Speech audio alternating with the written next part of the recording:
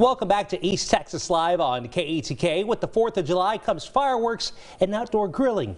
Joining us to talk about some safety tips is Heath Sessions, manager of the UT Health East Texas South Broadway Emergency Department, and nurse Alicia. Good morning, guys. How you doing? Doing well. How are y'all doing? Good. Excellent. So the 4th of July is tomorrow, and with that, everybody is going to be popping fireworks. What kind of injuries do we see related to fireworks in the emergency department? Well, the most common things we see are thermal burns and then blast injuries to the hands and eyes.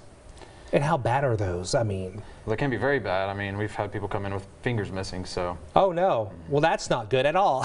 So what safety tips might you guys have for people shooting off fireworks? So you want to make sure you're in an open area. You want to make sure you have a fire extinguisher close by or a water hose.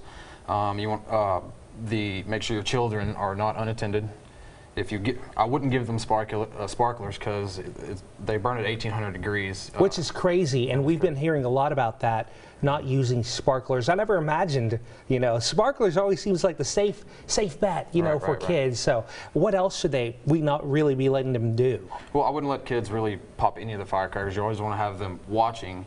And it's a good note to have at least 25 feet back for your smaller fireworks, and for your larger aerial fireworks, you want to be at least 200 to 500 feet away. All righty. And also tomorrow, people are going to be grilling sausages, burgers, steaks. What kind of safety tips should we follow when outdoor grilling? So with grilling, you want to make sure your grill is at least 10 feet away from any structures.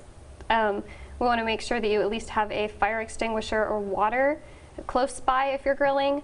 You want to make sure that you are always watching your children or animals if they're outside with you, and keep in mind that your grill, even if it's turned off, might still be hot. So keep in mind that it still is hot.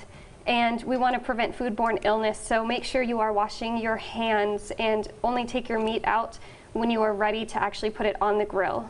And something I've always heard too is when you're preparing food, you want to keep everything separated as well. Is that something we should be doing? Oh, definitely, and wash your hands in between touching different things too. Alrighty, now burns. Let's talk about burns. At what point should someone go to the hospital, or what should you do if you do get burned by fireworks or the grill?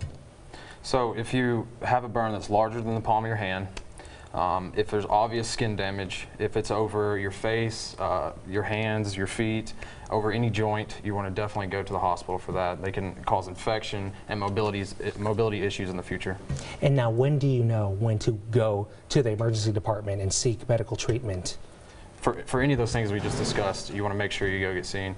Also, you need to know that at UT Health South Broadway, we can treat any of these issues, and we get you seen quicker than you would typically be seen at the larger hospitals. So that is awesome. Now, how busy are you guys usually on the 4th of July? Very busy. Is it one of the busiest days, y'all believe, out of the year as well? It can be, yes. So what injuries do y'all see the most on the 4th of July then? So, I mean, what are y'all preparing for tomorrow? What are y'all expecting to see? A lot of eye injuries. You have a lot of blast injuries, people getting things in their eyes. And one thing to do is make sure don't rub the eye if you get something in it. You want to wash it out and try to get to the ER as quickly as possible so we can remove it. Alrighty, thank y'all very much. Happy 4th of July. Thank you. As well for you guys.